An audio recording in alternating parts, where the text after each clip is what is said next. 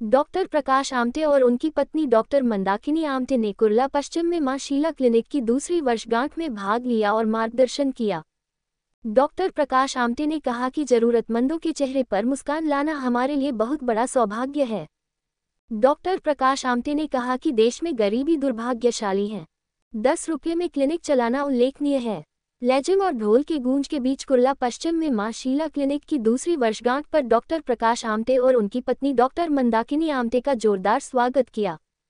इसके बाद कुर्ला पश्चिम स्थित श्री कच्छी वीसा ओसवाल ऑडिटोरियम में बाबा आमटे के जीवन पर आधारित एक पेंटिंग प्रदर्शनी का उद्घाटन किया गया। इस कार्यक्रम में 300 से अधिक छात्र एवं छात्राओं ने भाग लिया। इस अवसर पर आरटीआई कार्यकर्ता अनिल गलगली, उन्नति जगदाले, डॉक्टर राजेंद्र सिंह, प्रमोद हिंदूराव, आर्यु सिंह, उदय प्रताप सिंह, अमरजीत सिंह, शलाका कोरगांवकर, अनुराग त्रिपाठी, आदित्य दुबे, विजय कुमार सिंह कौशिक, राजकुमार सिंह, जितेंद्र मिश्रा, सुधीर खातू, अजय शुक्ला, चेतन कोरगांवकर उपस्थित थे। संचालन दिनेश आडावदकर ने किया। विशाल है, दुर्दैवाने म्हणा 30% पॉप्युलेशन ही बिलो पॉवर्टी लेवल म्हणतो, गरीब रेषेच्या खाली आहे आणि आरोग्य आणि शिक्षण त्यांच्यापर्यंत पुरेशा प्रमाणात पोहोचत नाही। तुम्ही मुंबईची गोष्ट केली, सगळ्या भारतातच हा प्रॉब्लेम आहे। ही जी असमानता आहे, विषमता अशा प्रकल्पामुळे दूर होऊ शकतात। आज आम्ही येथे आलो आहे महाशिला अनेक लोकांनी प्रेरणा घ्यावी आणि आपापल्या भागात जे काही गरीब आहेत, ज्यांना काही चांगल्या सुविधा मिळू शकत नाही परिस्थितीमुळे, त्यांच्यापर्यंत आपण पोहोचलो तर एक तर पुण्याचंही काम आहे। नुसता पैसा कमावला तर काही समाधान मिळत नाही। माणसाला सामाजिक बांधिलकीची थोडी जाणीव झाली आणि त्यांच्यासाठी आपण करू शकलो, निरपेक्षपणे करू शकलो आणखी चांगलं। पण काम करून प्रसिद्धी केली तर काही हरकत नाही। तेव्हा हे करणं गरजेचं आहे, नाहीतर भौतिकवादाकडे जाऊन आपण कुठे चाललो आहे त्याला काही अंत नाही आहे। माझं स्वतःचं उदाहरण मी देतो। बाबांनी जाणीवपूर्वक पिकनिकच्या नावावर आदिवासींचं जीवन दाखवलं। कसं जीवन होतं, जंगली जनावरं आणि त्यांच्यामध्ये काही फारसा फरक नव्हता।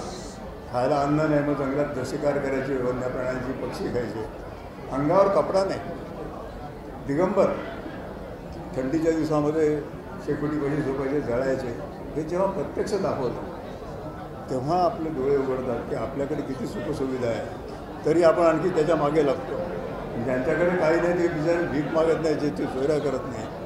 आम्ही खूप शिकलो, त्यांच्यापासून शिकलो। तेव्हा हे अशा ठिकाणी जे काही काम आहेत, चालू आहेत, निरपेक्षपणे ते जाऊन बघणं गरजेचं आहे तरुणांनी।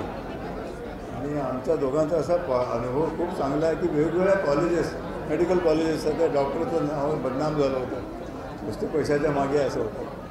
पण बरेचसे मेडिकल कॉलेजनी आम्हाला बोलवून आमच्या कामाबद्दलचे अनुभव ऐकून घेतले। त्यातले काही जण प्रेरित होऊन वेगवेगळ्या भागात सेवा तर करतात, नाही सेवा करता आधी आठवड्यातून काही दिवस त्या भागात जाऊन त्यांना कमी पैशामध्ये किंवा फ्री सेवा देता येते, ही पण एक सेवाच आहे। तेव्हा हे एक्सपोजर आपल्या देशामध्ये जे आपले भाऊबंद आहे असं समजून आपण आपल्या बालभारतीच्या पुस्तकामध्ये पहिल्या पानावर आहे, आम्ही सारे भारतीय आणि सारे भारतीय माझे बांधव आहे। ते नुसतं पुस्तकात न राहता त्याचं थोडंसं जर अंमलात आणलं तर आपला देश खरोखरच मग सुपर जे काय महासत्ता होईल त्याची मला खात्री वाटते। तर आपल्या माध्यमातून हा मेसेज गेला तरुणांपर्यंत तर त्याचा नक्की फायदा होईल, कारण आम्ही 50 वर्षामध्ये जर समजू शकतो की आम्ही परिपूर्ण जीवन जगलो तर हा खरोखर त्याच्यामध्ये आपल्याला जे समाधान मिळतं ते पैशाने मिळू शकत नाही। आदिवासी भागांमधला अनुभव खूप आज तुम्हाला आहे। मुंबईमधल्या झोपडपट्टीच्या वस्त्यांमध्ये देखील आरोग्याच्या खूप मोठ्या प्रमाणात समस्या समोर येताना दिसतात। अशा सामाजिक संस्था तर पुढे येत आहेत, मात्र आरोग्याच्या समस्याबाबत मुंबई अजूनही आर्थिक राजधानी आहे देशाची, मात्र अजूनही आरोग्याच्या दृष्टीने खूप वाईट स्थिती आहे। हे दुर्दैवी आहे खरं म्हणजे। मुंबई ही आर्थिक कॅपिटल आहे भारताची आणि अशा ठिकाणी इतकी असमानता किंवा विषमता असणं आपल्या देशाला लांछन आहे। तेव्हा प्रयत्न करायला पाहिजे शासनाच्या लेवलला ते प्रयत्न करतील, पण प्रायव्हेट डॉक्टर्स किती आहेत, त्यांनी जर आपल्या मनात थोडंसं सामाजिक बांधिलकीची जाणीव ठेवली तर ठिकठिकाणी पूर्ण वेळ काम देणं सगळ्यांना शक्य नाही, ते कठीणही आहे। पण आपल्या जीवनातला काही वेळ त्यांच्यासाठी दिला तर त्यांना चांगल्या प्रकारची औषधं आणि औषधोपचार होऊ शकेल ते शिक्षणाचं आहे. शिक्षणामध्ये विषमता आहे आणि आम्ही ते सिद्ध करून दाखवलं की ज्यांच्याकडे आईवडिलांकडे कपडे नाही, अन्न नाही, पण शिक्षणाची संधी दिली तर सगळ्या क्षेत्रामध्ये त्यांनी नाव कमावलं. तेव्हा संधी देणं हे गरजेचं आहे. म्हणजे संधी कोण देणार? ज्याच्याकडे आहेत, सुविधा आहेत, त्यांनीच त्या दिल्या तरच त्यांच्यापर्यंत पोचतील. तेव्हा हे जर मोठा प्रश्न आहे असा की एका दोन प्रश्न, पण याची जाणीव निर्माण व्हावी याच्यातून माध्यमातून, तुमच्या माध्यमातून, की आपली समाजामध्ये काहीतरी बांधिलकी आहेत आणि आपण जेवढं जमेल तेवढं फुल टाईम केलं तर खूप आनंद आहे, पण नाही जमत सगळ्यांना.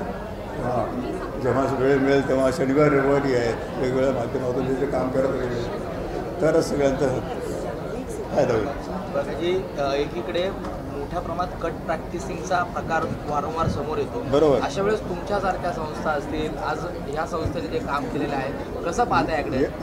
हे खरं म्हणजे आमच्यासाठी नवीन आहे, कारण आम्ही जंगलात आमचं हॉस्पिटल चालवतो तर तिथे याचा हे शब्दच नाही आहेत. बरोबर.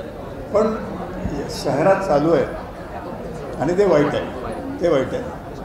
याच्यासाठी आमच्या एका मित्राने पुस्तक लिहिलं जे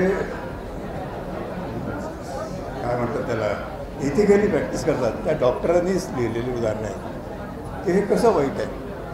पॅथॉलॉजीचे रिपोर्ट चुकीचे देणे, कट प्रॅक्टिस करणे, औषधाची गरज नसताना औषध देणे, व्हेंटिलेटरचा वापर नसताना करणे. त्या पुस्तकाचं नाव आहे डिसेंटिंग डायग्नोसिस. खूपच कॉन्ट्रोवर्शियल आहे ते, म्हणजे डॉक्टर लोकांना त्याचा राग आला, पण ज्याने जर काही केलं नसेल प्रकार जर राग याचं काही कारण नाही. नवीन होणाऱ्या डॉक्टरांना ते वाचावं असं मी नेहमी सांगतो.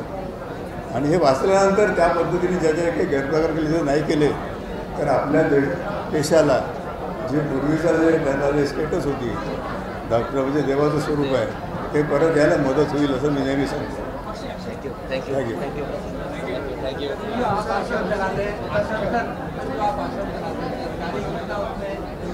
क्या लगता है सरकार को, जैसे आप एक चला रहे हैं, जैसे सरकार को भी सभी जगह चलना चाहिए? त्याचं म्हणणं असं आहे हिंदीमध्ये त्याचे शासनाने देखील, आता तुम्ही चालवत आहे तसं सरकारने आणि शासनाने देखील काम करावं अशी तुम्ही मागणी कराल? नाही, शासनाचं ऑलरेडी इन्फ्रास्ट्रक्चर आहे सगळीकडे आहे, नाही होत अभी अकेला शासन का दोष नहीं है. डॉक्टर वहाँ जाने के लिए उनकी इच्छा नहीं होती है, वो लगता है हमको पनिशमेंट पोस्टिंग है. देहातों आज जो मंडाक्स प्रतिष्ठान का माँ शीला क्लिनिक का दूसरा वर्धापन दिन है, इस दिन में आज के 2 साल के कार्यक्रम में पद्मश्री डॉक्टर प्रकाश आमटे जी और उनके मिसेस मंदाकिनी आमटे जी आए और उन्होंने हमारे निवेदन को मान दिया. इस वजह से हम उनके बहुत ही आभारी हैं. हमने यहाँ पे छोटे बच्चों का ड्राइंग कंपटीशन रखा था. इस कंपटीशन में करीब 6 स्कूल के बच्चों में से 250 बच्चों ने इसके ऊपर पार्टिसिपेट किया है. ये बहुत प्रेरणादायक है कि किसी सेलिब्रिटी की अगर अपने को पेंटिंग करनी है तो बहुत आसान हो जाता है, मगर किसी सोशल एक्टिविस्ट की जो एकदम नक्सलाइट एरिया में, रूरल एरिया में काम कर रहे हैं, उनके ऊपर छायाचित्र करना, और बच्चों ने उसमें बहुत अच्छे से सहभाग लिया. 250 बच्चों ने सहभाग लिया. इसके लिए मैं सभी बच्चों का, उनके शिक्षकों का, स्कूल का और यहाँ पे आए हुए सभी लोगों का मैं धन्यवाद करता हूँ. Thank you. सर, माँ शीला क्लिनिक को पूरे 2 साल हो चुके हैं. 2 साल में 10 रुपये में सेवा दे रही है. सर, कैसा प्रतिसाद लोगों का मिल रहा है? देखिए, प्रतिसाद तो लोगों का बहुत अच्छा है. बहुत दूर दूर से लोग आते हैं. लोग खाली 10 रुपये के लिए नहीं आते, लोग इसके लिए आते हैं कि वहाँ पे डॉक्टरों की कोई दूसरी कट प्रैक्टिस नहीं चलती है.